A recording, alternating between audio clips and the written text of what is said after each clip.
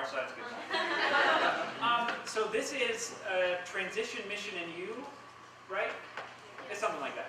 In any case, we're going to give you a little presentation, do some introductions, and then we'll have hopefully a few minutes for questions at the end. But if throughout the presentation something's like really burning, just shoot your hand up. I'll ignore you for a little while, but if you're persistent, someone will call on you. So my name is Scott Harris. I'm the Assistant Director of First Year Experience for Transfer Support Services. And I'll talk a little bit about what that means later on, but the short story is my job is to help you as a transfer student. And my name is Oliver Goodrich. I work in campus ministry, and we all have something in common. I am brand new to Loyola. I have been working here about a month. I come by, I know, they let me up here that fast. I come by way of Boston College, where I was doing a graduate degree and working in mission and ministry for the past 3 years. So I kind of feel like we're all in the same transfer boat together, and we'll get through it here today. All right, so the first thing I want to talk about is transferring to Loyola. Why do people transfer to Loyola? I noticed earlier that a lot of you raised your hand when you're from the Chicagoland area. A lot of people come here for the academics. You know, Loyola's a great institution. Maybe you knew you were going to come from a junior college or a community college to a four-year institution, and Loyola was the top of your list. That's great. Maybe you're not from the city. I mean, it was like 5 of you, but still.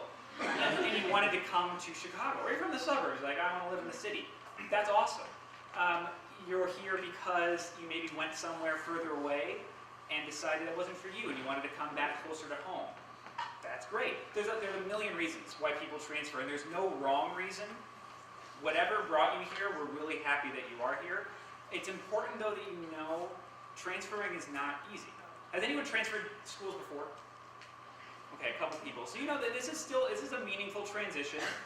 It's still a little bumpy, but it's important that you know, and hopefully throughout the course of this presentation, you'll find that Loyola has set up a system to help you be successful as long as we can engage with each other. So we can provide you the resources, but you have to actually use them.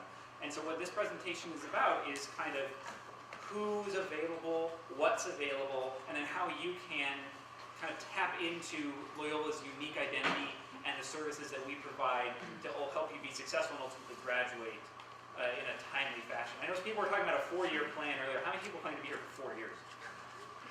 Okay. Well, I mean, you're free to. That's awesome. But It's not free. Yeah, well, yeah, right. It's free. But your tuition dollars pay our salaries, so we'll stay as long as you want. Get a graduate degree. It doesn't matter. In any case, what the kind of keystone that will help you be successful is called the Loyola Experience. And this is a real grand scheme that's set out to kind of capitalize on Loyola's uniqueness. All right, it's designed to help you integrate into our community. So if you're coming from another institution or multiple institutions, those were valuable experiences, but we want you to be part of our community and bring those experiences with you to Loyola. You can build on those previous experiences. That's what makes transfer students so great. So freshmen come in and it's a blank slate. It's like, I'm in college now, this is awesome, and I'm going to start anew. Totally fine, but for transfer students, you've done college before, that's incredibly valuable. You're coming in with a set of college experiences that are going to enrich our community. And so we're counting on you bringing those with you and building on them at Loyola through this kind of Loyola experience. We want you to achieve the same goals as freshmen that have been here for 4 years or more. But this is not a prescription. So it's not like, here's a list of stuff, and you have to do every single thing on this list, or you didn't really do Loyola right. Like, no. This is a roadmap of things to help you be successful. So you might see things on this like kind of curriculum that you've done. Like, I've studied abroad before, I've had an internship. That's great. You don't have to do it again in a Loyola way, but we want you to bring those experiences and build on them throughout your time at Loyola. So I'm just curious, Loyola is a Jesuit school, and I'm curious to know if we have anybody here who is either transferring from another Jesuit institution or went to a Jesuit high school. Anybody? Only a couple folks. Okay, so I won't put any of you on the spot and ask you what it means that we are a Jesuit school, but we just want to talk for a second about some of the distinctives of what that means. You heard earlier this morning that the Society of Jesus, which is what Jesuit means. The Society of Jesus was founded by St. Ignatius. Now Ignatius is sort of an interesting character. He's, as a young person, as a 20-something, he was sort of like a lot of college students. He was a little bit of a player. He was sort of known for his romantic escapades. He was a little bit of a partier. He liked to go out and have a good time. He was an athlete of sorts. You could say he was a soldier. And sort of had this really interesting experience out on the battlefield. He was shot with a cannonball. Remember, this is the 1500s, so it's like warfare is cannonballs, not guns. And he damaged his leg so badly that he was laid up for months. And in fact, he was so vain that when his leg started to heal, it didn't heal straight, so he had them re-break his leg so that it would look nice in his tights, back in the 1500s. So the reason I'm telling you this is something interesting happened to him. While he was laid up in bed for months and months on end, he had access to two things. He had access to romance novels, so he could sort of relive his glory days as a partier and a player, and he had access to the lives of saints. And he noticed as he read those two things that he felt a lot better about himself when he read those lives of saints and some of the spiritual works. He felt better than when he was reading those romantic escapades. And I tell you that because a few years later, when he went on to found the Society of Jesus, when he moved to Rome and with his friends started doing educational work and serving the people of Rome, he really felt that it was important to pay attention to what was going on in your interior life, to your feelings, to your thoughts, to your emotions. And that's a really important part of Jesuit education, to pay attention not only to what's going on in the life of your mind, but to paying attention to what's happening inside of you. And also to what's happening in the world around you, to pay attention to the people that you're studying with, the people that you interact with on campus or off campus. All of these are important parts of what it means to be from a Jesuit school. So we'll talk a little bit further in this presentation about care for the whole person. By whole person, I mean you're not just a mind. We care about who you are as people and the people that you're going to become in your time here at Loyola. Next slide. So there's sort of three major emphases that colleges and universities will make in designing a curriculum. You just heard a session about education, about the curriculum of Loyola. This is the heart of any education. It's what you learn in the classroom. It's why you're paying a lot of bucks so you can become an expert at some particular field area of expertise. That's one major emphasis. Some schools will also put a big emphasis on character, about developing a worldview, about clarifying your values, and the kind of person you want to be. And then you're also going to have some schools that put a big emphasis on what you do outside of the classroom, the sort of co-curriculum, your internships or your volunteer work, music, sports, any of those things that happen outside of the classroom. Now, if you ask someone at a Jesuit institution which of these three is the most important, they will say, yes. In other words, all of these three things are interconnected. The things that you know can't be separated from the person that you are and the things that you do. And all three of these things are going to interact in your education here, and you're going to notice that professors and staff are going to be interested in all the facets of who you are as a person.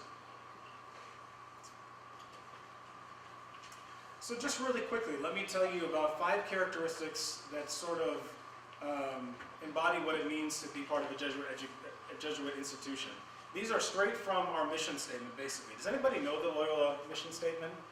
We could do like bonus points here. Does anybody know? I'm sure you came here because of our fabulous mission statement, right? This is why. Well, really quickly, the Loyola mission statement is, we are Chicago's Jesuit Catholic University, a diverse community seeking God in all things and working to expand knowledge in the service of humanity through learning, justice, and faith. So as I read through that mission statement, you probably heard resonances of some of these 5 points. Number 1, there's a commitment to excellence in everything that we do. We are a Division I research institution. Our faculty are writing phenomenal books and publishing. You're going to be expected as an academic student to excel in your academic work. We're a place that has faith in God. Our Jesuit Catholic heritage comes out in all sorts of ways in the curriculum and in your experience here as students. That's not to say that folks who are from other faith traditions aren't welcome here. We pride ourselves in being a place that is a home to all faiths. And any person who is of goodwill and good faith is welcome here and will be invited to explore what that means for your own religious and ethical commitments. We also are a school that puts a lot of emphasis on service and the kind of service work that will be working to build a more just society and just order. You're going to hear about values-based leadership. We want to cultivate a sense of moral responsibility in all of our students and in everything that we do.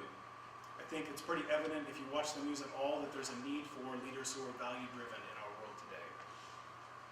And then lastly, a global awareness. I think this sort of means two different things. Some of you have heard about what it means to study in Rome or what it means to study in Beijing, and you certainly will be encouraged to study abroad and to do global study while you're here. But I think in another way, Loyola also emphasizes an awareness of the globe itself and environmental issues and sustainability issues. Loyola has done some wonderful work in terms of environmental sustainability. So in both those ways, there's a global awareness here. Okay, so now we're going to talk a little bit about the Loyola Experience, and we're going to fly through it. So if it seems confusing or weird, I'd love for you to ask me about it afterwards. And there's always like really fancy pamphlets that detail everything that we'll give you at some point. But just so bear with us as we kind of fly through. But the four kind of key concepts. So this is laid out right now as like 4 years. It's a 4-year experience. But like I kind of saw earlier, not a lot of you plan on being here for 4 years, which is totally cool. You can do all of this stuff in like a semester if you're really motivated. So what I like to do with transfer students is I call it 4 phases, like it's kind of sneaky. It's building community, making commitments, engaging Chicago in the world, and creating the future. These are the 4 stages of your development as you make your way through your Loyola experience, however long that might take. Yeah. So building community. This is this is my opinion. I think this is the most important phase in the Loyola experience. If you spend your entire time here doing kind of some of the activities that are outlined in building community, that's an incredibly successful time you've spent at Loyola. It's about integrating into the Loyola community, that kind of exists already, but it's also about bringing your unique talents, skills, and knowledge with you. And that's, like I said earlier, what sets you apart from freshmen is you're bringing college experience. So not only are you building community by like making friends and engaging with other students, but you're building the community by adding more to it, adding a set of experiences that other students don't have and enriching us. There are a lot of ways that you can do this kind of institutionally. There's like peer mentorship programs. There's a lot of immersions, retreat. There's like a retreat every weekend. We're all about retreats. So there's a lot of time where you can spend in small groups, really building meaningful relationships with other students, faculty, and staff. And that's really what building community is about. It's those meaningful relationships. Student organizations provide an excellent opportunity to not only make connections, but also to kind of engage with different activities around campus. And then academic advising and resources. This is more the curricular side. There's still, your in the classroom community is incredibly important, just like your extracurricular community. Those are not mutually exclusive. And in fact, if you're interested in doing both, I would tell you to ask your advisor about CIEP 112, which is a phenomenal course. I teach it, which is awesome anyways. But it's a ton of fun, and it mixes kind of the curricular and co-curricular aspects of what it's like to be at Loyola. It's a graded class, and I'm not going to say it's an easy A, but come on. And so it's a really good way to get introduced to Loyola and find out how you can take the advantage of your time here and make the most out of your experience so that when you leave, you feel like not only did you build community, but you had a really valuable number of semesters here at Loyola. So think about it. It's a lot of fun, but whatever. In any case. In terms of the connection to mission about this first phase of building a community, just to go back to that mission statement for just a quick second, you remember in the first line, we are Chicago's Jesuit Catholic University, a diverse community seeking God in all things. So as you begin to build community here, whether it's on your floor, on the field, in the classroom, what you're going to notice is that you're going to interact with folks who are a lot different than yourself. Folks from different states, different countries, different socioeconomic status, different sexual orientations, different religious background. And one of the things that you're going to be challenged to do is to find God in all things and to find God in all people, to learn to build relationships and get to know folks who are different from yourself. And I think that's going to happen throughout your campus experience as you get connected here. Okay, so making commitments is the second stage. And this is, so if building community is kind of finding those things you're interested in, kind of joining on to some stuff that already exists. Making commitments is about taking a leadership role. So if you've joined a student organization, it's about becoming like the president of a student organization, or founding a new one that meets your interest. I mean, to found a new organization, all you need is like a mission statement and like 5 warm bodies or something like. It's like nothing. There are a couple students at a transfer orientation last year that wanted to start a boxing and mixed martial arts club. It's like, okay, sweet, that sounds great. Like I said, all you need is a couple people that are interested and an advisor. I'm actually the advisor of the boxing club, which I know that seems weird, but it's like an ideological affinity more than anything else. But it's but literally all you need is some other people who are interested in the same things, and you can get together and start helping other people find out why mixed martial arts is so much fun.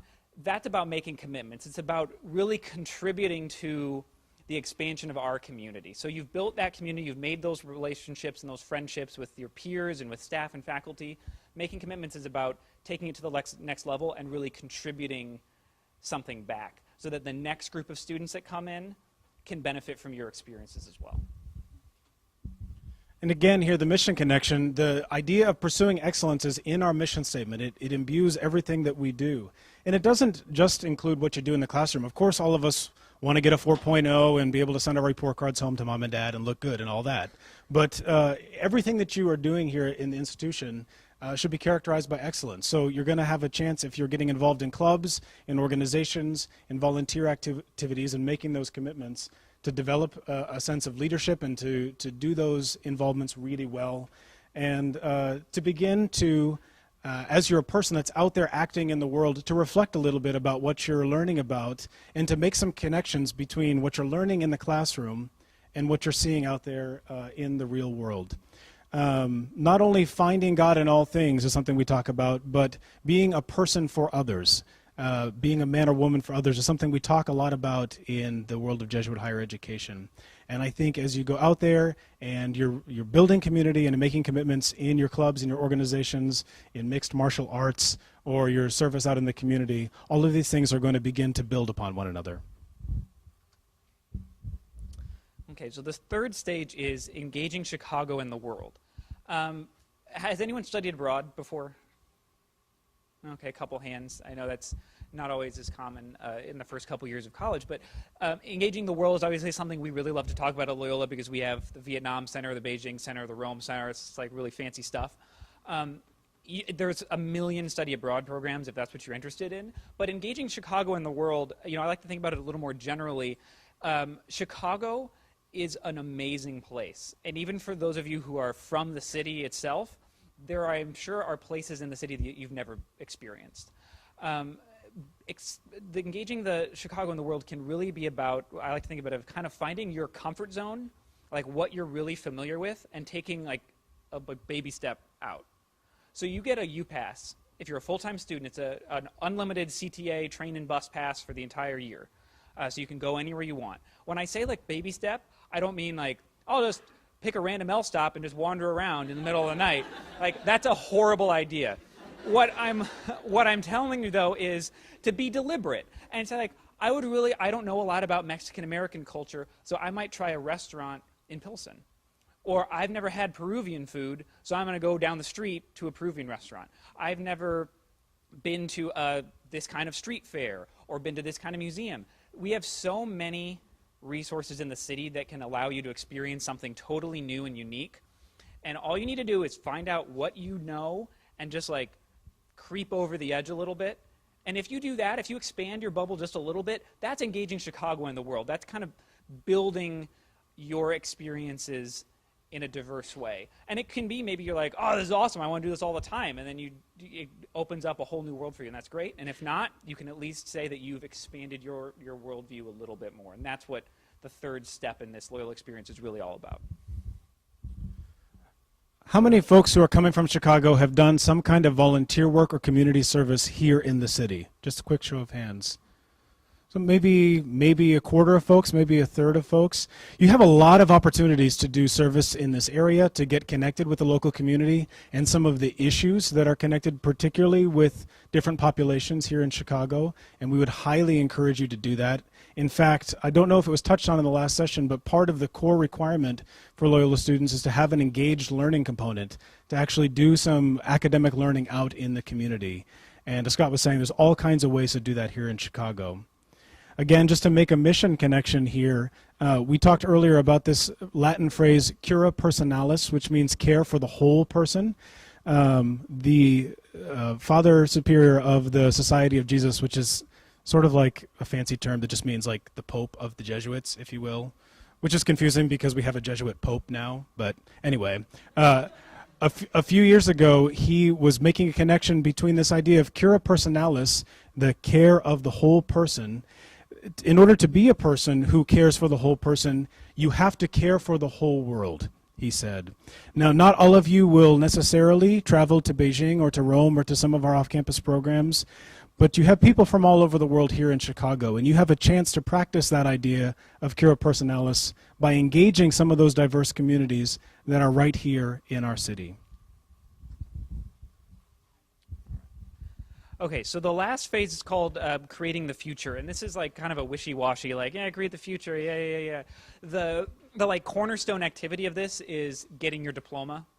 There's a cornerstone or keystone or whatever activity for every stage. So orientation, convocation, studying abroad, and then commencement. And so a lot of students come in like, I'm going to do my time, I'm going to get my degree, and then I'm going to get a job. And that's fine, kind of, but obviously as you can tell by my tone, it's not really fine. Because the Loyola experience is about more than just, I want that piece of paper so I can get my job and get my salary and get my house and da-da-da. Creating the future is about taking all of your experiences from Loyola and taking them out into the world. I mean, create the future, like I said, it sounds wishy-washy, but it actually means like do something. And it doesn't mean you have to go out and cure cancer, although it'd be awesome, but it means you're taking the skills, knowledge, experiences, relationships that you've developed at Loyola out into the world to do something good. I mean, one of our slogans is go forth, set the world on fire. And that is not literal, but figurative, that we want you to go out and do something great.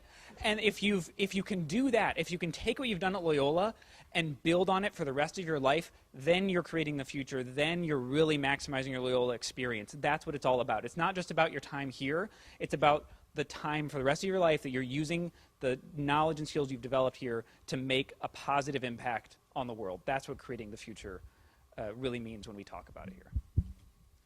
I don't want to make an assumption about why any of you transferred here, but I'm guessing that you wanted something different out of your experience at Loyola versus the place where you're coming from.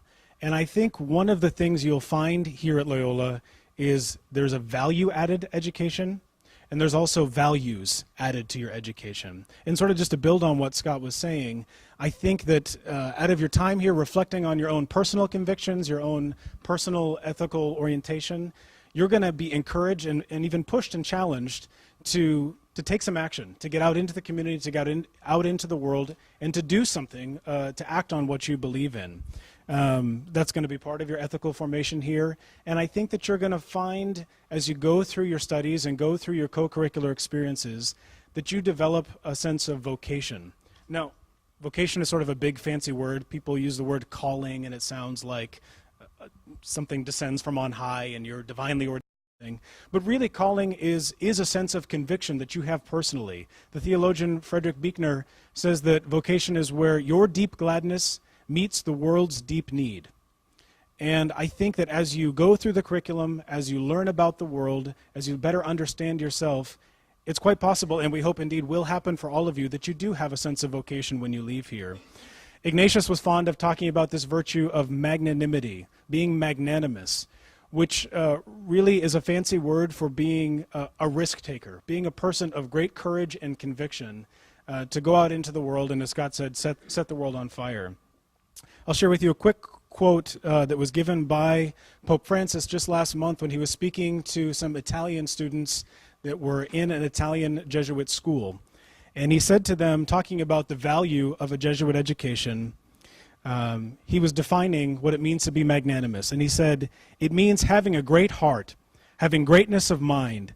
It means having great ideals, the wish to do great things to respond to what God asks of each of us.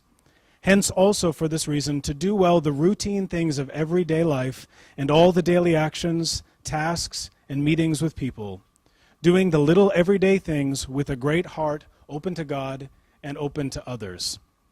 And so our hope as you go through these 4 steps and create the future is that you'll develop a sense of magnanimity in your own life and in your own sense of calling.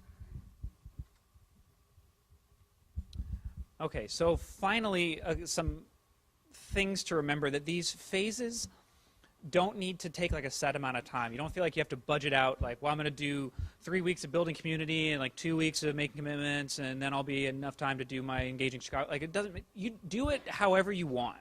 Like I said earlier, this is not a prescription, it's a roadmap. So you're just kind of navigating your way through this at your own pace, finding the things that you can use to kind of get the most out of your experience here. So don't feel like there's a right or wrong way to do this. The only wrong way, I guess, would be to not do it at all. So just do something. Faculty and staff and other students are here to help you. So we all want you to accomplish these things as much as you do. You know, our goal is for everyone to leave Loyola feeling like they got the most out of their experience. They were able to not only contribute to our community, but get a lot to take out into the world after graduation. So know that we are all here to help, and if you ever have questions about ways to get involved, how to be engaged in particular activities or issues, come and see anyone. You know, anyone who has a gold name tag on is happy to help you find some way to connect your passions to something that you can do. And another thing, your Loyolans now, really. I guess once you finish orientation is what I put up there, but once you leave today, you have your ID, you have your class schedule, like you're a full-time registered Loyola student. There's nothing else we can do to make you more of like a actual Loyolan. You can get your student discount at movie theaters and everything. But what you need to know is from this presentation is that there's obviously a lot more than that to being a Loyola student. And not only are you allowed to kind of engage in these activities, but we expect you to do that.